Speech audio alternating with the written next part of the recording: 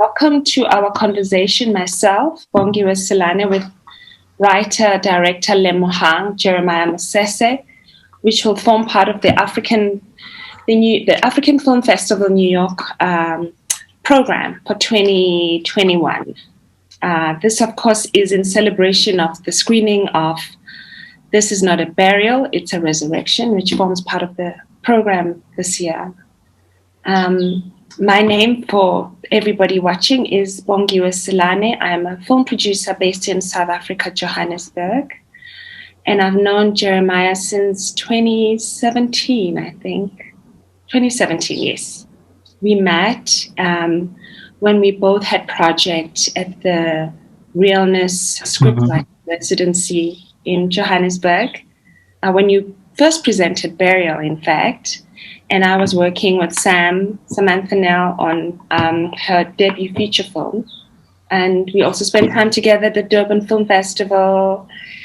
But most notable, and I think for me, most celebratory, is our time at the Venice Biennale Cinema College.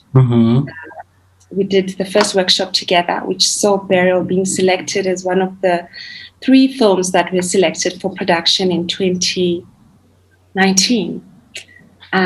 So in actual fact, we're both alumni of the college, which is fantastic. Yes, incredible. It's very incredible. Yeah. So, Jay, when I was asked to do this conversation with you, I was a bit nervous because I've never done this before. And we've spent a lot of time talking, but it was mainly film and other stuff that we kind of got to know each other on. It also felt a bit serious, but I couldn't possibly say no, besides the fact that I know Mahan and the team and really love the amazing work they do at the festival in New York. I'm also an admirer of your work, and I really wanted to take this opportunity to catch up with you, chat about film, chat about your work, yourself, and most notably, to really publicly congratulate you on your success. I know that the last time we saw each other was in Berlin when Mother was presented at the forum and also at the college. And then you just got really busy after that. Making films, which is fantastic, which is really, really. And I'm really happy to see you. I'm happy to see what's happening in your life. And really want to chat to you and just celebrate you and celebrate with you. In 40 minutes, I think we have. But also just to give a short introduction to everybody, like a short bio. So I'm going to read it out. Lemohang Jeremiah Mosese is a self-taught filmmaker and visual artist from Lesotho, based in Berlin. His film, Mother, I'm Suffocating, This Is My Last Film About You, was selected for Final Cut in Venice in 2018, where it won 6 awards. It premiered at the Berlinale Forum in 2019.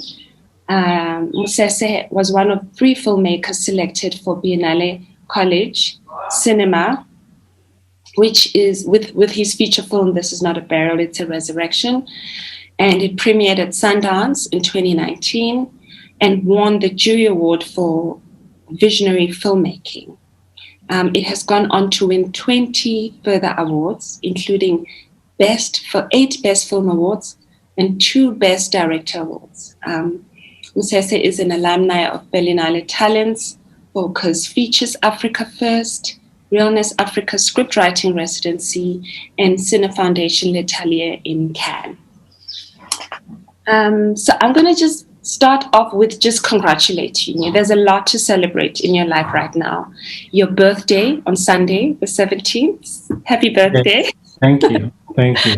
And congratulate you on the birth of your first son, your first child. Am I allowed to?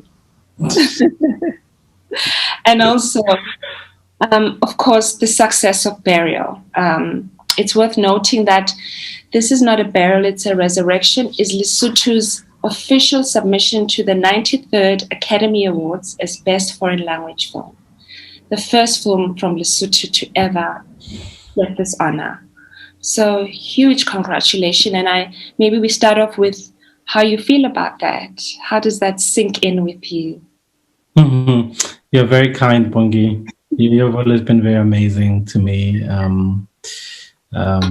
Yeah, we've known each other for, it's been quite a journey now that I've known you. Thank you. Um, to be I don't like the idea of the first, especially when it's like, but I know that I guess it's very good for the film to be marketed this way, but I don't find joy, I don't find beauty in being the first. It's like being the first in my cell phone to have a cell phone in 2021.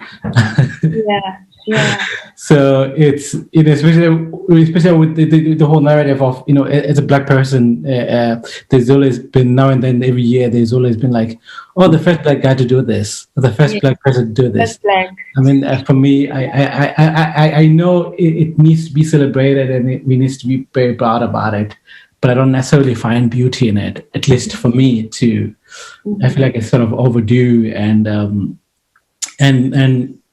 it and I'm very grateful for, of course, for what the film has achieved, and the life that the film has sort of shown in its own. It's beyond my comprehension. It's not mine anymore. I don't own its life anymore. It has its own life, and so it's just I'm just in awe, like, like everybody else, just on a side road, and just fanning it, and just championing it, and just in awe for the life that it has taken, beyond our comprehension, and beyond our reach, and beyond our control. So yeah. I'm very very happy. Yeah, I think for us, obviously as filmmakers in Africa, it's a big deal. It's something for other filmmakers coming on into the industry to look up to. I think for me, what really blows me away about it is your own definition of what African cinema is in the films that you make. The boldness, the provocativeness that you approach all your work with has always been has always interested me. And maybe I want to talk firstly also about your first work. Like I think I've shared this with you, that the way you share yourself in the work that you do, just always giving a piece of yourself in all that you do. And your first films really show that. Can you maybe talk to us about the first ideas to your films, and your approach to them, and really why you wanted to make specifically Behemoth and Mother, I'm Suffocating. This is my last film about you. I always strive my utmost to approach work as a novice, as an amateur, as someone who is learning and who's stumbling. I have a very a huge experience of research, whether it's cinema, whether it's philosophy, whether it's theology, or whether it's doctrination itself, whether it's Christianity, whether it's Islam, and also whether it's art, whether painting, poetry. So I have so much sources, because I've studied this on my own, not even from school, but on my own, just doing the research. And I think that's one of the reasons why I started sending film to festival very late, because most of the time that was not necessarily my interest. The festival was never my interest, or to be in a film sort of a cycle was never my interest. I've always been intrigued by ideas. And even in many cases, I would love. I would love the people's ideas than their work, or vice versa. I've always been, I think, driven, and I gravitate towards ideas, And so my film starts with ideas, with what I believe, or maybe what I'm afraid of, or maybe what I inspire to attain. Um, to attain, in a sense of maybe psychological place, to reach certain place, or whether it's spiritual or whether it's psychological. And my film, and to, of course, has to do with God, and whichever way you define God. I'm borrowing the word God because I guess it's more universal. Mhm. Or this, our language fails us to describe this thing, you Yeah, know. yeah, yeah. So, and my work has something to do with that. It's some things that I don't understand and that I would like to understand. So, so first of all, I'm an inquisitor. I'm very curious. Before a film were made, before anything else, that's by my nature. That's my nature. Um, my interest in big questions about life, whether it's about death, whether it's about afterlife, or whether it's before the life that we are given, whether it's about human condition, whether it's about the good and evil. These are questions that have always riddled me. These are questions that are always my head has been wrapped around since a very long time. I think since I was young. I remember the first question that I asked my mother was that if when we die, what happens to us Wow. when we die? And Mhm. I remember asking this question, and I don't remember so many things from my childhood. Yeah, And because her answer was something that I thought it was interesting. yeah. Our And parents always have in an African context. Our parents always have a way of protecting us from the big picture that we yeah, cover later on. Yeah. yeah, and also even the idea of that, it's almost like, oh man, sometimes you want to share these big questions. And for me, like as I said, it's my whole research and it's my whole life. Um, it's almost like when you bring it now, it's almost like a bit of a bummer. It's almost like a bit of a downer to Mhm. bring heavy questions about life, which for me, I find them they're very simple, but very deep questions, of course. And so before the film, before becoming a filmmaker, for me, I've always been a person of ideas, person of interested in belief systems and interested in convictions. And so the film became natural for me, became a vehicle to translate my ideas or to translate my observations. Um, before Mother, I'm suffocating. I have two feature film that I've never shown, no, but I've seen them. And these films, where for those whose God is dead, I was working on my craft. I wanted to work on my craft as a cinematographer, and see if it's something that I could do, if it's something that I'm interested. So that's why I learned cinematography. And the other film, which is the Khapazamadi, it was about my ideas. It was full of ideas. Was still trying to play with the form and trying to play with the language. And so all these three films. The other one, it's something to do with the drought and how it affects people psychologically. And all these films nobody have seen, and they've just been my apprentice. I was just a apprentice, learning cinema. And then with Mother, it was something that I knew that I now have an idea of Okay. what I'm looking at. I have an idea now of my strength and my weaknesses, or even something that I can maybe discover and stumble upon, of my talents. Mhm. Mhm.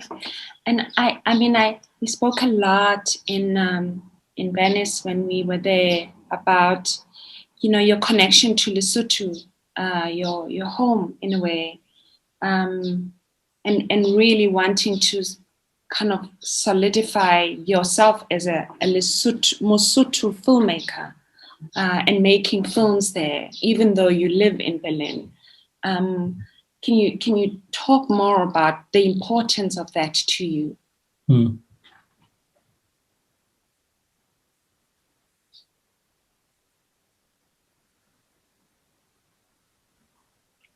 I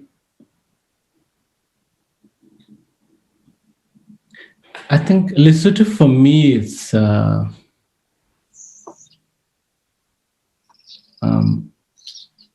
my springboard. Lesotho, it's my canvas, it's my anchor. But I don't necessarily make film for Lesotho. I would like to make for Lesotho and other people. Maybe Black people, maybe Black African people, maybe Black people living in Europe, across the world, and maybe could spill over to other people, other nations, and other cultures, which I believe it's the only artist that can pigeonhole the work of art. It's the only artist that can set the boundaries and set the parameters. But it has possibility to go beyond, the cultural lines, to go beyond the racial lines. That's the power of this medium that that we're working on, and that I would like us to just be beyond my own reach, and I'm very grateful to be part of this, to be working on this form.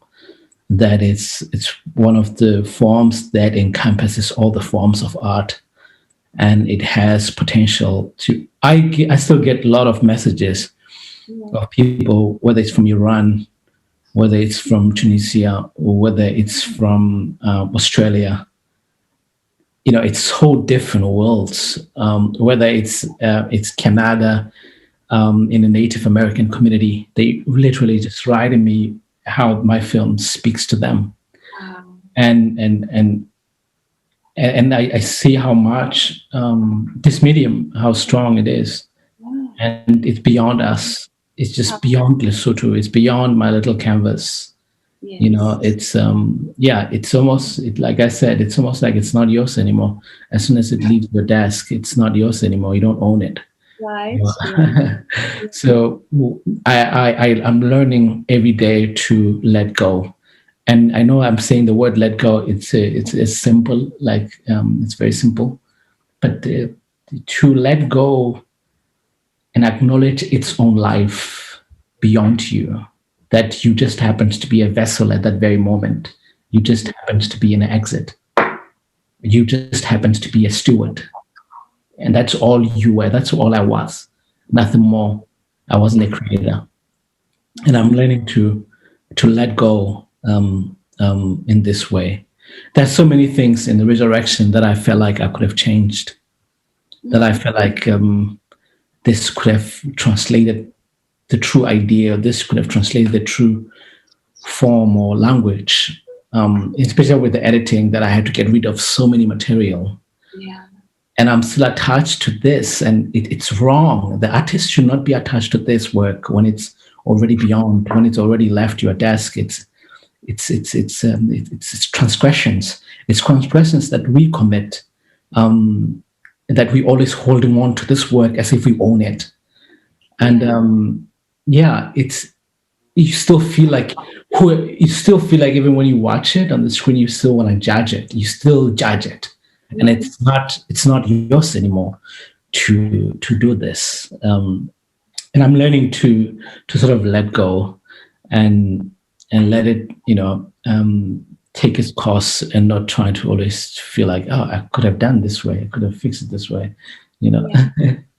No, it's interesting you say that, because I think the way that it's being received, in a way that the you talk about getting messages from different parts of the world, that you never even thought would have kind of received that film the way they have.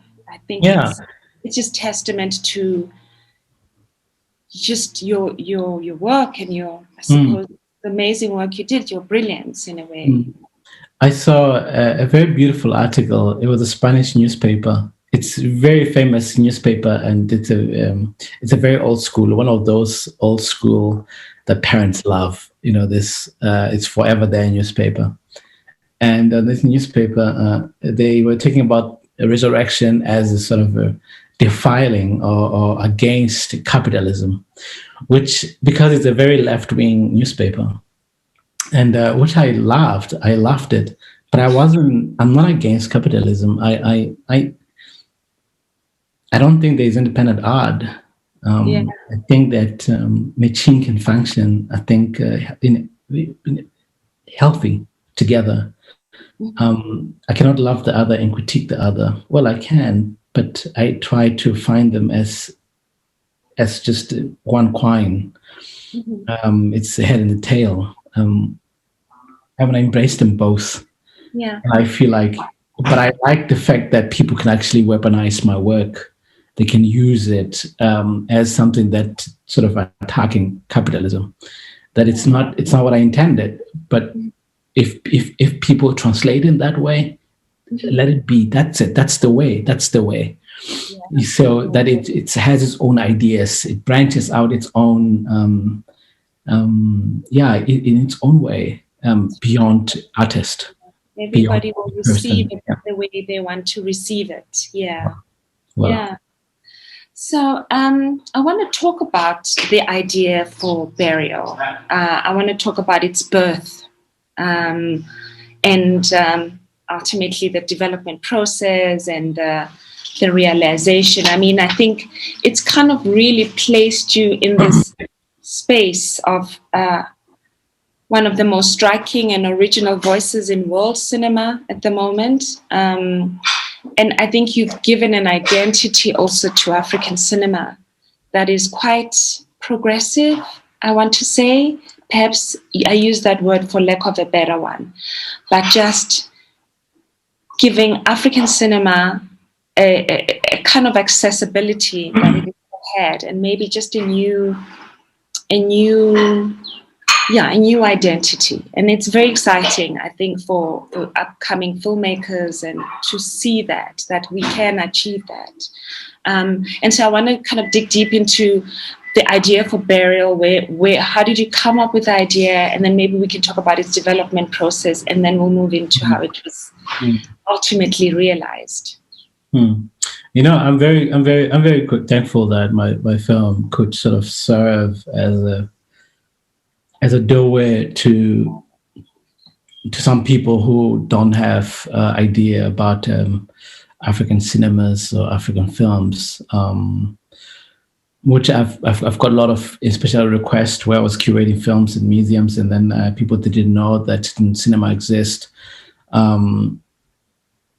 And of course, people have been praising Resurrection, and I am very thankful that the film can, people can know about the great Gabriel Mambeti. Yes. Can know about the Highness, can know about all these beautiful films that create really amazing cinema. So I am always so happy when people, because of my film, they found out, because there's some journalists who can write about another great director and then say maybe I come with the same in the same wave of maybe Mambetsi or whoever, and then they know about this person. I'm just even to mention in the same sentence about this great artist. It's I'm very thankful. It's great, but of course it's still a tragedy that now people still don't know about who the great Mambeti is, so it's still a bit of a tragedy. And there's no excuse not to know, actually. Yeah. So with the Resurrection, I think I was at that time. I've always been wanting to make a film about the beauty of God, and also the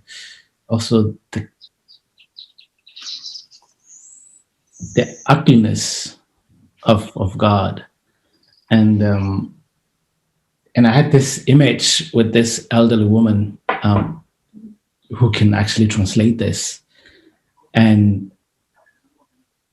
because it's somehow it's about her struggle with God. It's literally the film about the beginning film. The beginning idea was about the older woman versus God or versus nature.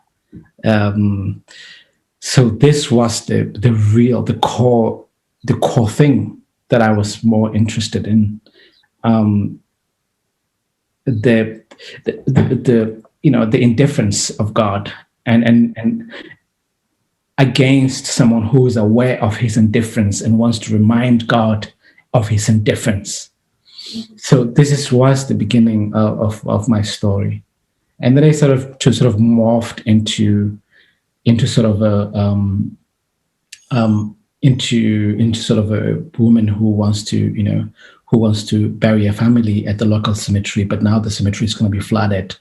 It merges with what's politically is going on in Lesotho right now, where the farmers and people living in the highlands, they are being resettled in the outskirts of the city where they cannot keep the livestock or even do or do the farming work that they depend on. Their livelihood is dependent on the farming, but now they cannot do it anymore.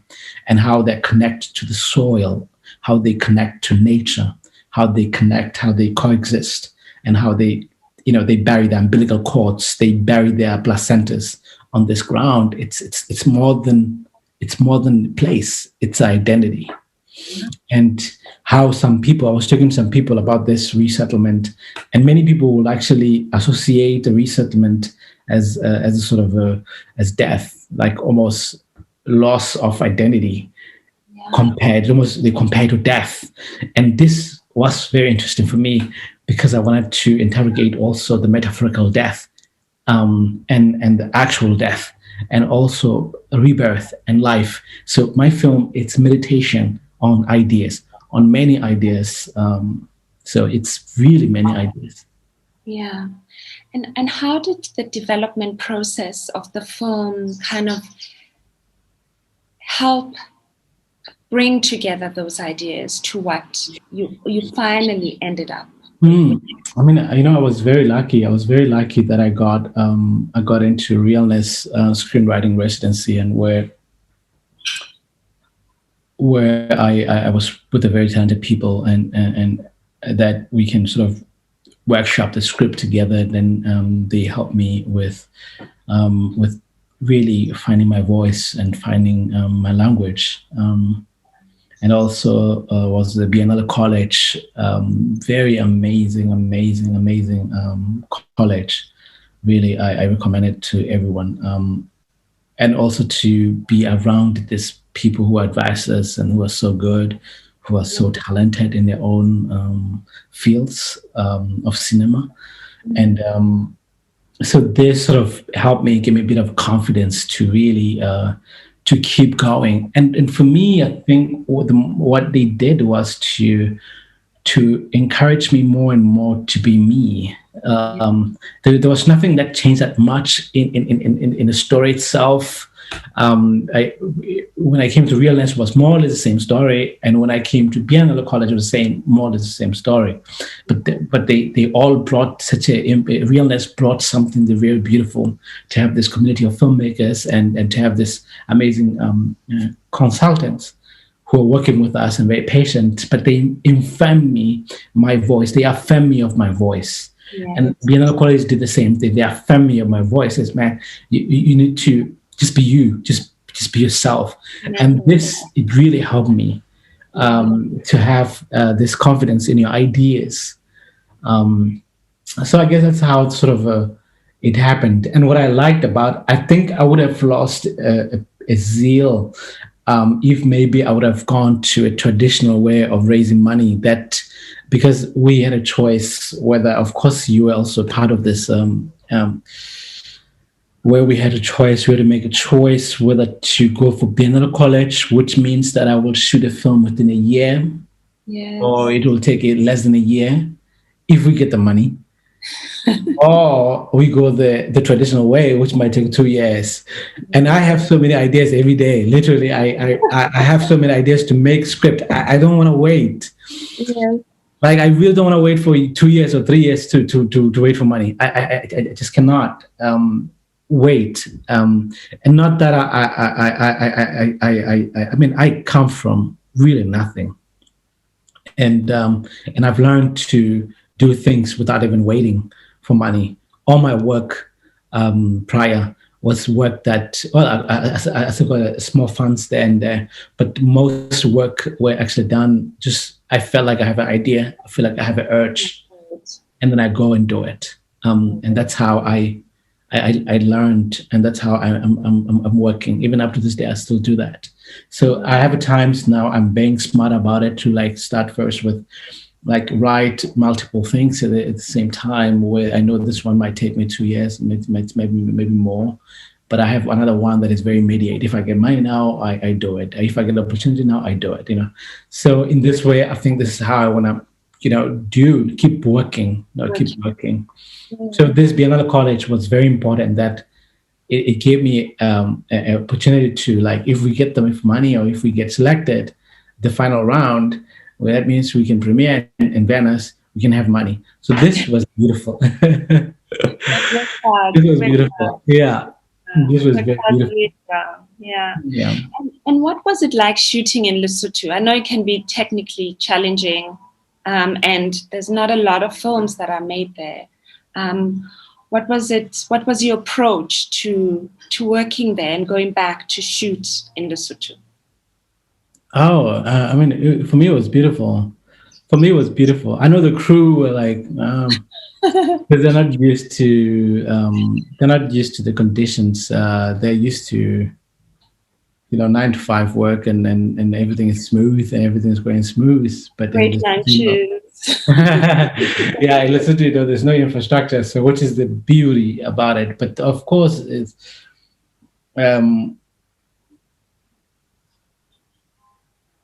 it's high time we have structure. It's high time we have infrastructure.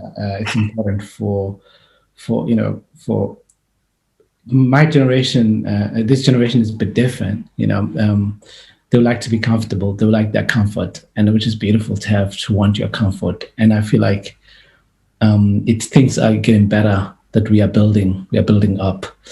But for me, it was the thrill. With the thrill, not that I feed off chaos, no, but I feed on there's something beautiful about it. It's almost like a travailing. It's almost like wrestling with angels, and it's just so beautiful. Like I remember when we were wrapping up, I had it down a bit. Everyone was so relieved. Like everyone was like, "Oh, relieved." But I also understand that people are not, they're working for you. So for them, they don't necessarily even see, okay, if it continue this film, that's up to you. We have done my job. My job is done. I'm off. Yeah. And it took me a long time to realize this is how people work. Yeah, they're not as invested as you are. No, and it took a long time to realize, no, I mean, they are just hired hand. They're not following up on this. Yeah, that would be luck if maybe it's mentioned after this, but our job is done. But there were a lovely team of people that Kate brought. There were lovely, amazing human beings that worked so hard. And I mean, this movie wouldn't have happened without the community also of Idizulu, in Zulu. It's so crazy that it's a South African name, that is a Zulu name in a small village in Lesotho. Who was that? Yeah, in the Zulu is the place where we shot the film. In this, Adigizu, yeah. So it's just crazy that it's actually a Zulu name, but nobody speaks Zulu there. So, but these people are just lovely people. They're just beautiful, beautiful, beautiful human beings that I'm very indebted to them. And Mary the soldier. Yeah, I wanted to ask you that. Like, what was it like? I mean, you had some of South Africa's acting doyens, Dr. Jeremy Mofokeng and Mama Mary Twala, the late Mary Twala. What was it like working with them? Yeah, it was really beautiful. They were very generous. They were very kind. They were very, very, very kind. They really allowed me They really, yeah, they gave me their voices, they gave me their ears and their hands. Um, Especially with Mary. Mary was, I mean, and that, of course, her health was already not at best at that time. Yeah. Yeah, and there will be times when the wind will come and just blow her off, She and was so then the small. crew run, try to help her, and then she'd be like, "No, no, no, I'm okay." Oh, So she really surrendered to this film. She really surrendered to this film, and of course, we had a little bit of challenges, and there was a decision to make because. Uh, Sesotho is very strong. Like Sesotho from Lesotho, it's a very, I think it's the most poetic language absolutely. in the I world. completely agree. Yeah, Yeah. and I don't say this because it's my language, but it's a very also to say it. It's not that easy if you don't speak it. Well, it's easy, but if you maybe have heard before. So Mm. South African Sotho, it's not. I don't find it interesting. There's something I find it very dry. Um, but our language is the one that I like most. So Mary speaks South African language. So the idea was to get her speak with my dialect, with our dialect, and with our really the way we emphasize words. So this was a bit of a challenge, but it took us a time to find a common ground to sort of okay, at least this would be enough for me, and to be like okay, this is enough for me. So we had to find a common place, and it took us some time, but eventually we got a rhythm, and then it became beautiful. Yeah. And Jerry, of course, Jerry is he's Poetic. just he's there, so he didn't have any. There was not much to because Sutra is already on point. It's very Yeah. on point. He's very, very, very, very elegant actor. He's a very Yeah. elegant actor, and he was very generous. And Silas and Zeko, Oh, Mahaula, yeah. everybody was just incredible. Yeah. It was a beautiful cast. I mean, I saw Jerry at the screening at the Joburg Film Festival, and he's so proud of you, and he's so like I think to be at that age and say this is my best work, which is wonderful. Yeah, it's really Yeah. amazing. Yeah. And then I wanted to, I don't know if this is kind of, I think we've kind of even touched about it, the collaboration process with Uruku and Realness and the Cinema College, and what was that like? I mean, do you feel like sometimes these? I mean, I think as a producer, I know that often, we are accused of sometimes taking away from the director's vision. Um, and it's wonderful to have heard you say that you recommend these platforms, because as long as they don't take away from your idea, but really help mold the film in a way Mhm. with you, of course. Um, but I mean, ultimately, is it something that you would do again or recommend for other filmmakers, emerging filmmakers, to look into these platforms of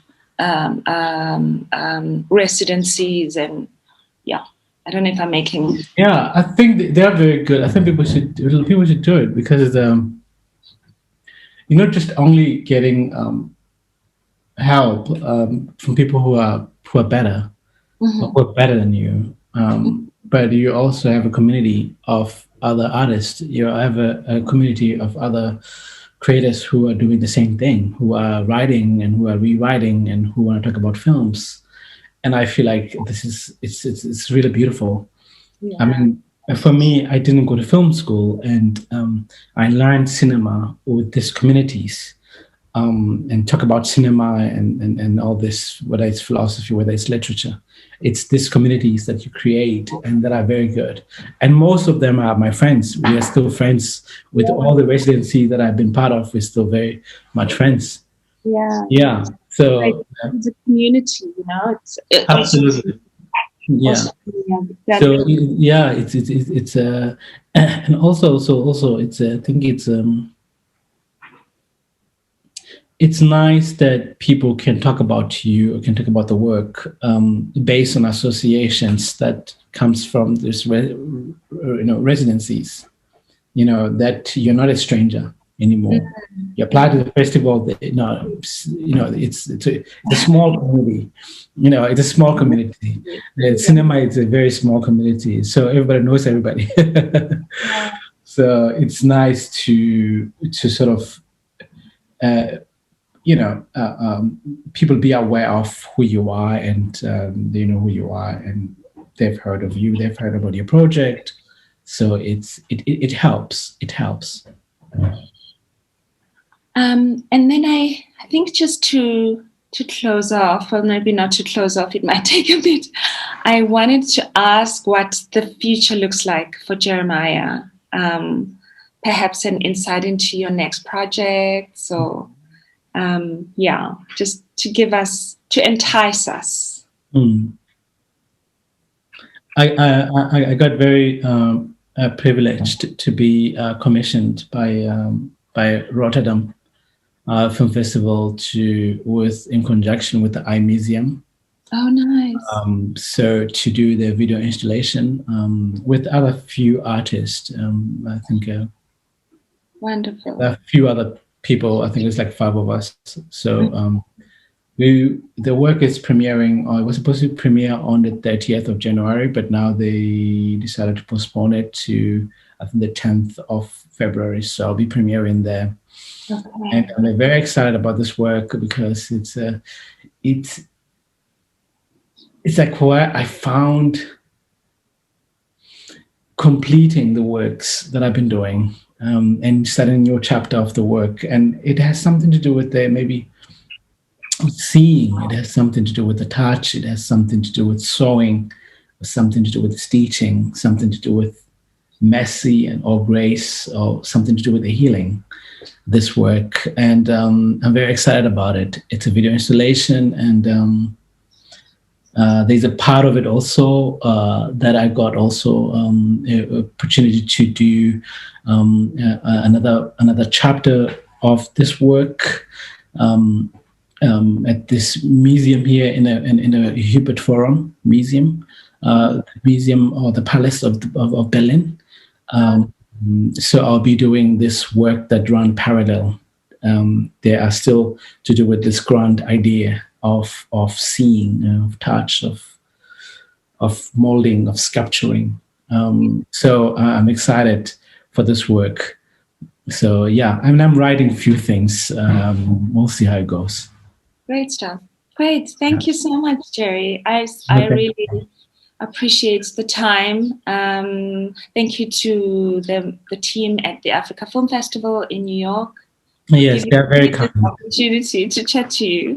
Yes. I would like to also extend my gratitude to them. They're very, very awesome people. They're very kind, and thank you guys for having us. And for having the film be screened there. Yeah, it's beautiful. Congratulations from me personally. I really am super proud of you. I'm rooting for you, and I can't wait to see you again when the world opens up again, hopefully soon. It's quite crazy. And to see your beautiful son someday. I'm sad I can't come to Berlin this year, but we will meet again, I'm sure. We will definitely meet again, yes. Yeah, thank you so much. Thank you. You're welcome. Thank you. I had fun, actually. I was a bit nervous, but it was quite fun. Yes, I think I enjoyed it very much. So it was very, we have spoken before. We had many conversations before. So yeah, thank you. Thank you so much, Jeremiah. No, thank you. We'll chat soon, hey? Talk soon. Bye. Okay, all the best. Bye-bye.